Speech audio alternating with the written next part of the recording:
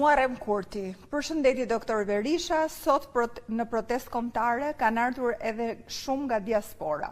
Parashikimi juaj për fatin e Ramziut dhe të qeverisë së tij e para, dhe e dyta, elektorati i djathtë pret prej jush qeverinë në hije. E vërtet, Muharrem, ka një vërshim të jashtëzakonshëm, të pa parë dhe të pa precedent drejt Tiranës.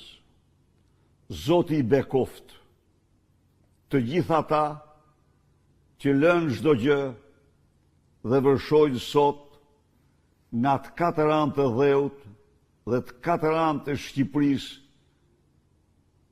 të gjithë shqiptarët kudo që janë drejt Tiranës dhe kësaj proteste shpëtimtare për Shqipërinë dhe shqiptarët. Natyrisht, ne ndjekim me shumë vëmendje, Partia Demokratike ka të gjithë vizionin, të gjithë potencialet